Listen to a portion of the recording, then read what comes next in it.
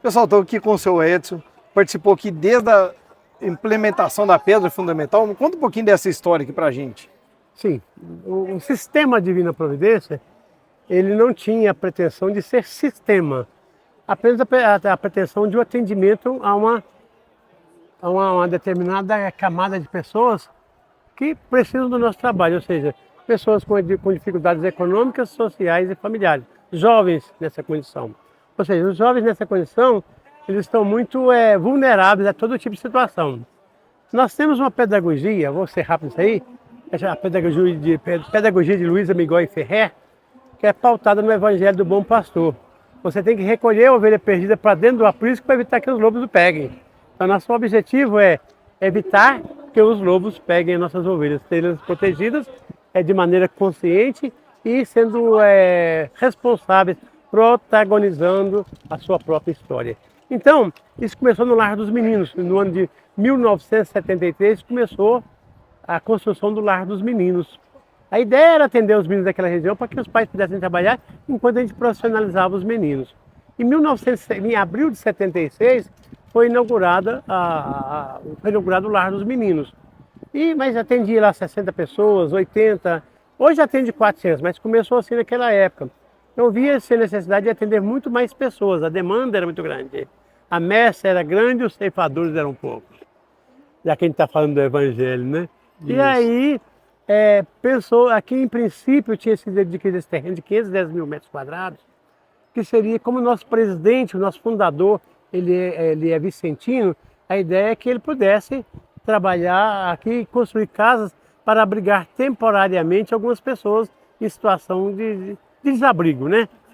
Bom, mas aí ele, num determinado momento, ele teve uma inspiração, ele ficou muito até emocionado com isso e ele pensou, então, não, lá eu vou construir a cidade dos meninos de São Vicente de Paulo. O que é a cidade dos meninos? Então, ele pensou nisso tudo como é que hoje. Eu me lembro que imediatamente ele mandou fazer uma maquete exatamente com tudo que tem aqui. Então aqui, onde tem essa pedra aqui, que na verdade nem era aqui, era onde está aquele primeiro galpão ali, que inicialmente nós tínhamos só um galpão, mas a demanda foi crescendo de atendimento, então nós tínhamos que fazer um outro galpão e puxamos a pedra para cá. Mas essa pedra ela é a pedra que foi colocada aí. Tá tudo, só mudou o local, mas é a pedra fundamental. Então ele reuniu um grupo de pessoas aqui, de empresários, de amigos dele, e aí ele colocou o seguinte, que essa obra, né, seria construída graças a pessoas de corações generosos que se fizessem presentes, que era a ideia da construção, né? Aí alguém foi e perguntou para ele, mas quanto que vai custar essa obra? Sei lá, eu não pensei nisso ainda não, ele falou. Isso eu estava presente, não foi história que eu ouvi, eu estava presente no momento. Aí a pessoa falou assim, não sei, quem sabe, 14, 16, 18 milhões, não sei, de dólares, não sei. Mas em quanto tempo, o cara perguntou, um amigo dele, falou assim, talvez uns 10 anos, se as pessoas me ajudarem conforme eu espero. Isso foi 6 de março de 93. Quando foi no dia 13 de dezembro de 98, com as bênçãos de Dom Serafim Fernando de Araújo, que era o arcebispo metropolitano e também conselheiro nosso, a obra estava totalmente inaugurada. Aí ele trocou o dizer da placa, ali, esta obra foi construída através das pessoas generosas que se fizeram presentes. Foi a única coisa que trocou. Que ali era as que se fizerem, né? Isso. Aí ficou as que se fizeram presente. E aí, quando previa-se em 10 anos, foi construída em 6 anos e meio, conforme eu disse, inaugurada literalmente 13 de dezembro de 98. Aí alguém olhou e falou assim, bom, está construído, está mobiliado, e agora? Como é que você vai fazer a manutenção disso tudo? Ele falou assim, eu ainda não mudei de Deus não, ainda é o mesmo Deus. E a obra está aí, já completou-se 30 anos.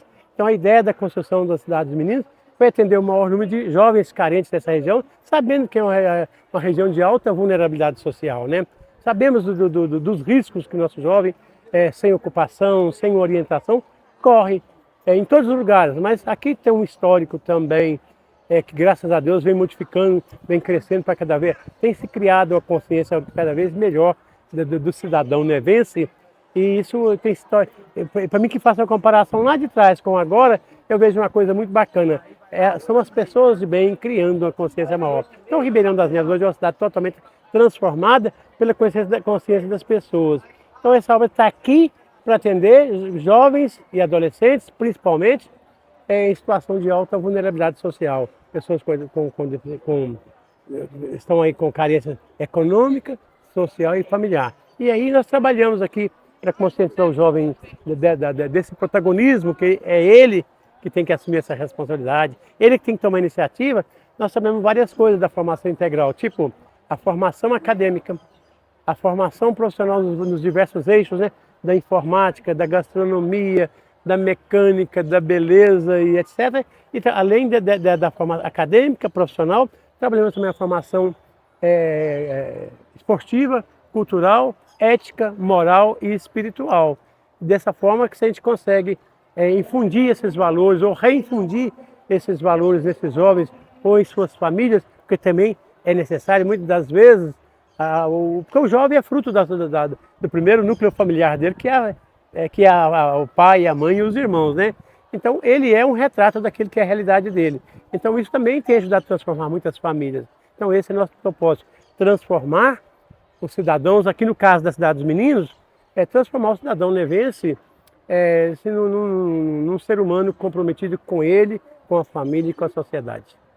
Sensacional. Foi um prazer conhecer a história. Prazer é sempre meu. Parabéns aí por essa história é linda aí, por acreditar sempre, pela fé, né, e pela transformação que a gente não consegue nem calcular de quantas pessoas já foram transformadas. Quase 1 milhão de pessoas, assim, que passaram por aqui, fora as transformações indiretas, suas famílias. Se eu imaginar, vamos dizer assim, que a gente tenha passado em todo o sistema Divina Providência, tenha passado 700 mil jovens, que daí para mais. Me lembro que em 2019 eu havia contabilizado 634, me parece, 634 mil jovens que passaram por aqui, que receberam seus certificados e que a gente dava como pessoa que tinha cumprido o projeto dentro daquilo que nós propusemos para ele. Então, se eu pegar aqui hoje, então 5 anos depois, a gente chegou em 800 mil, vamos pegar uma família de 4 pessoas, 8 vezes 4, 3 milhões e 200 mil. Isso é uma projeção que não para aqui, né? Ele vai para o arredor dessas famílias. Aí você imaginar que cada jovem que por aqui passou, ele tem a possibilidade de ir para o mercado de trabalho.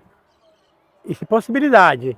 E se você pegar minimamente, é uma cacofonia, mas minimamente o salário mínimo, né? Ele então, você imagina 3 milhões de pessoas recebendo um salário mínimo mensal e multiplicando. Vê que é o impacto social disso tudo. É muito grande, né? É uma coisa maravilhosa. Então assim, eu me aposentei há 27 anos atrás, 10 de janeiro de 97.